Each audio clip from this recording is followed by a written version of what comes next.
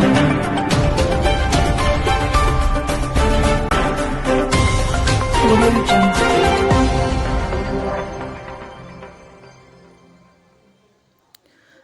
కర్నూలు జిల్లా తెలంగాణ ఉద్యమకారుల సంఘం రాష్ట్ర అధ్యక్షులు దాసర్ల శ్రీశైలం ఆధ్వర్యంలో నూతన కమిటీ ఏర్పాటు చేశారు. తెలంగాణ ఉద్యమకారుల సంఘం రాష్ట్ర అధ్యక్షులు దాసర్ల శ్రీశైలం మాట్లాడుతూ నాగర్ కర్నూలు జిల్లా నూతన అధ్యక్షునిగా పిడికిళ్ల శ్రీనివాసులు, ఉపాధ్యక్షులుగా జట్టి వెంకటేష్, మహమ్మద్ ఖాజా, ప్రధాన కార్యదర్శి doctor D Shyam Sundar, working ప్రెసిడెంట్గా ఓర్సు బంగారయ్య, కమిటీ మెంబర్స్ ఈ నాగార్జున, శివయ్య యాదవ్, తదనంతరం జిల్లా ఉద్యమకారుల సంఘం ఏర్పాటు చేయడం జరిగింది. అదేవిధంగా పూర్తి స్థాయి జిల్లా కమిటీ నియమించుటకు ఆదేశాలు ఇవ్వడం జరిగింది.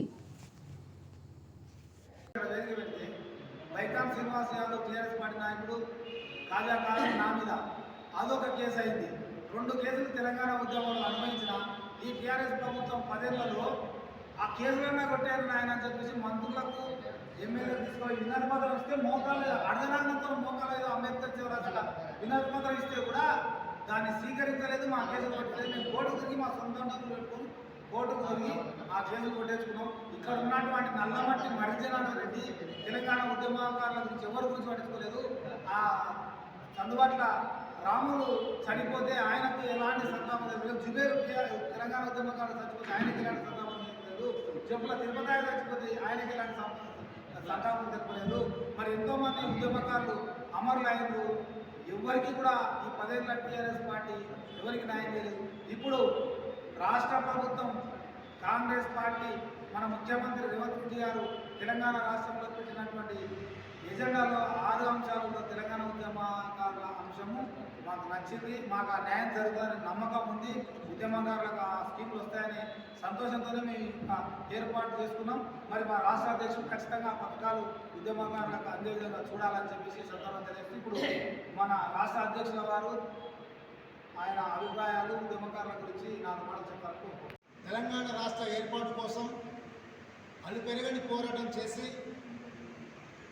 కుల మతాలకు అతీతంగా, రాజకీయాలకు అతీతంగా తెలంగాణ రాష్ట్ర ఏర్పాటులో కీలక పాత్ర పోషించినటువంటి నాగర్ కర్నూలు జిల్లాకు సంబంధించిన వివిధ కులాల నాయకులకి ఉద్యమం ఉందని తెలియజేస్తున్నాను.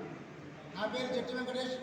తెలంగాణ రాకముందు నుంచి తెలంగాణ రావాలి, చిన్న రాష్ట్రాలుగా ఏర్పాటైతే బడుగు బలహీన వర్గాలు, ఎస్సీ ఎస్టీ బీసీ మైనార్టీలు, బూసీలు కూడా బాగుపడే అవకాశం ఉంటుందని చెప్పేసి రాజ్యాంగంలో పొందుపరిచిన డాక్టర్ అంబేద్కర్ గారిని స్ఫూర్తిగా తీసుకొని మేము తెలంగాణ ఉద్యమంలో కీలకంగా పాల్గొనడం జరిగి తెలంగాణ రాష్ట్రాన్ని సాధించుకున్నాం. 10 ఏళ్ళుల్లో మేము ఉద్యమాలు చేసి సాధించుకున్న తెలంగాణలో మేము ఎక్కడ బాగుపడే చరిత్ర లేదు. ఆ రకంగా ఇప్పుడు కాంగ్రెస్ గవర్నమెంట్కు మేము కష్టపడి ఓట్లేసి గెలిపించుకొని ప్రభుత్వాన్ని ఏర్పాటు చేసుకున్న క్రమంలో ఇప్పుడు తెలంగాణ ఉద్యమకారులను కాంగ్రెస్ పార్టీ గుర్తించి వాళ్లకు సముచిత స్థానం కల్పిస్తానని చెప్పడం ద్వారా మన రాష్ట్ర అధ్యక్షులు అన్నగారు నాగర్ జిల్లా ఏర్పాటు రావడం జరిగింది. ఇక్కడ నూతన ఉద్యమకారుల జిల్లా కమిటీ ఎన్నుకోవడం జరిగింది.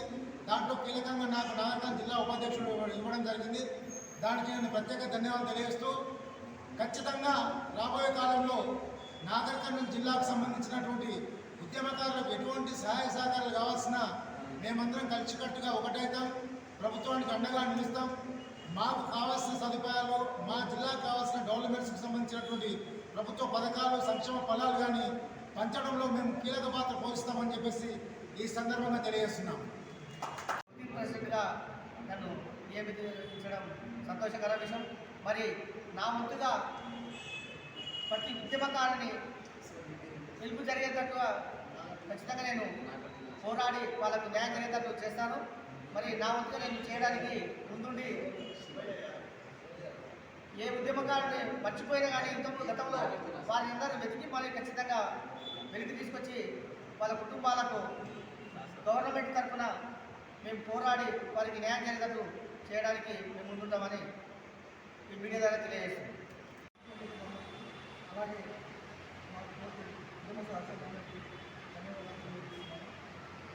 ఏంటంటే వారు తెలంగాణ కోసం చాలామంది ఉద్యమాలు చేశారు.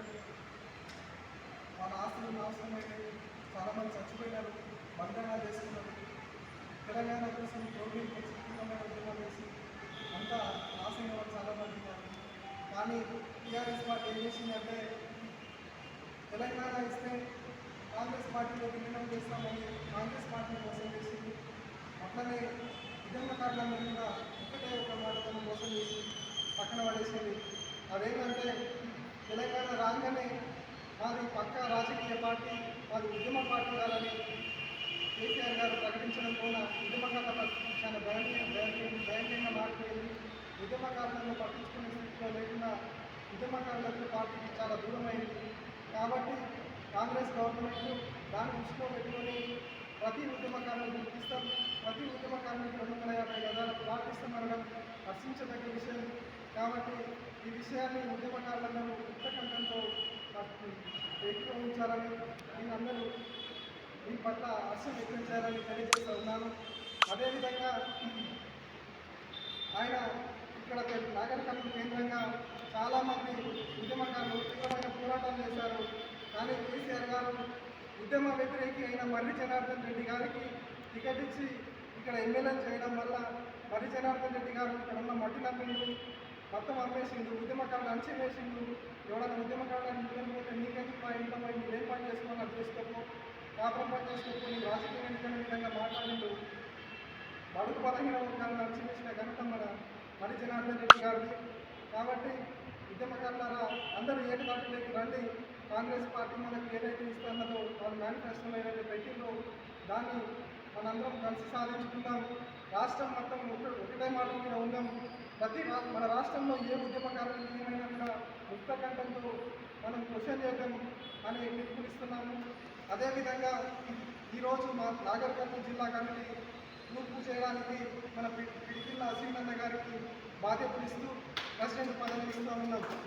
అదేవిధంగా వైస్ ప్రెసిడెంట్గా మహమూద్ ఖాన్ అన్నను ప్రకటిస్తూ ఉన్నాం.